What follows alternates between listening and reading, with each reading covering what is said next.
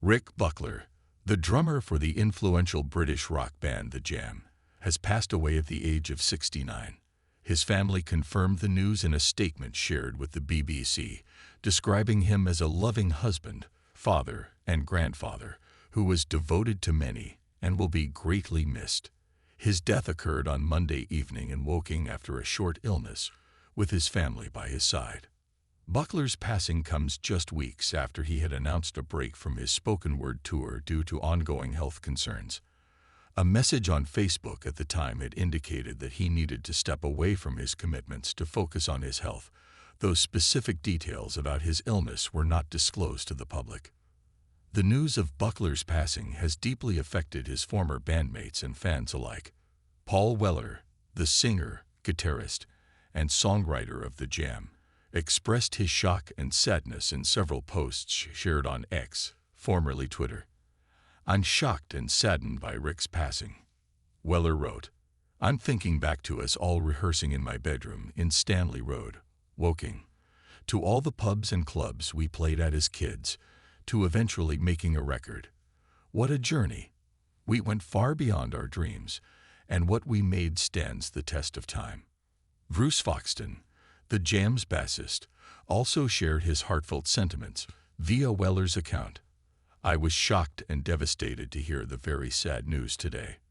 Rick was a good guy and a great drummer whose innovative drum patterns helped shape our songs. I'm glad we had the chance to work together as much as we did. My thoughts are with Leslie and his family at this very difficult time." The legacy of The Jam and Buckler's role. Rick Buckler was a crucial component of The Jam's signature sound. The band, which formed in 1972 in Woking, Surrey, was known for its fusion of punk, new wave, and soul influences. Alongside Weller and Foxton, Buckler's drumming provided the steady backbone for some of the band's most celebrated tracks, including In the City, Going Underground, That's Entertainment, and Just Who is the 5 Ohms Clock Hero. The Jam's early years were shaped by the raw energy of punk rock, but as they evolved, they incorporated elements of soul, R&B, and mod influences from the 1960s.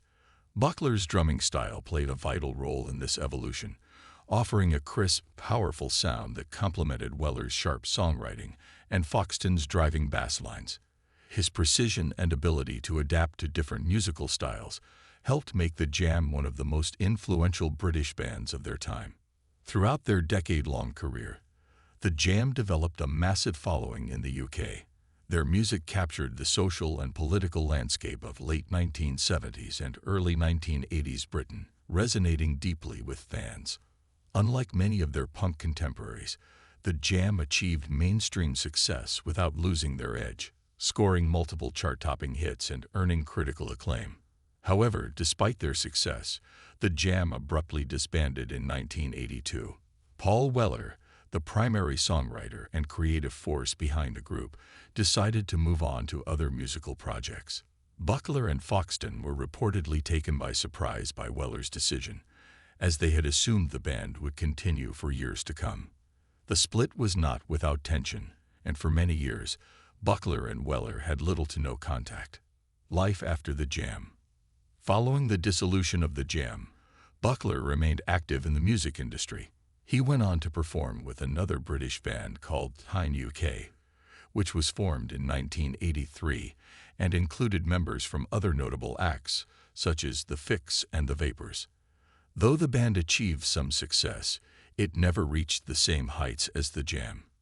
In the mid-1980s, Buckler formed another band called Sharp, which briefly reunited him with his former bandmates from The Jam. While Sharp didn't achieve widespread recognition, it demonstrated Buckler's enduring passion for making music. As time passed, Buckler transitioned away from performing and into production work. He became involved in the technical side of the industry, helping produce music for other artists. Eventually, he made an even more surprising career shift. He became a carpenter. Buckler developed a new passion for woodworking, crafting cabinets, and other furniture pieces, which allowed him to apply his creativity in a different medium. Despite stepping away from the mainstream music scene, Buckler's contributions to the Jam and British rock music as a whole were never forgotten.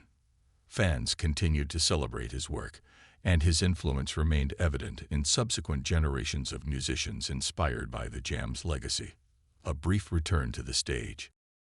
Though Buckler had largely moved on from performing, he made a brief return to the stage in 2005 as part of a band called The Gift. The project saw him revisiting some of the Jam's classic material, much to the delight of longtime fans.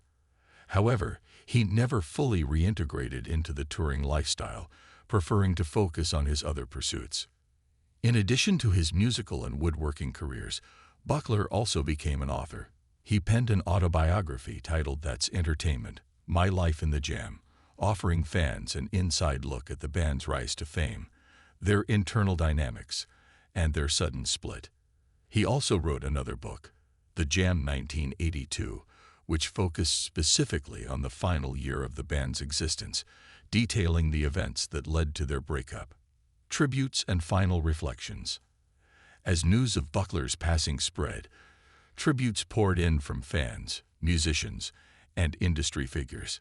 Many acknowledged his impact on British rock music and praised his distinctive drumming style, which helped define the Jam's sound. His ability to balance power and precision behind the drum kit made him one of the standout drummers of his generation. For many, Buckler's legacy will always be tied to the Jam's enduring influence. Though the band's career was relatively short-lived, their music continues to resonate with audiences old and new. Songs like Going Underground and That's Entertainment remain staples of British rock history, and Buckler's drumming was an essential component of their success. Buckler's journey from a young musician, rehearsing in Woking, to becoming a key figure in one of Britain's most beloved bands is a testament to his talent and dedication. While his passing marks the end of an era, his contributions to music and culture will not be forgotten.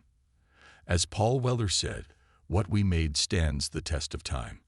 And indeed, Rick Buckler's work will continue to inspire generations to come. As his family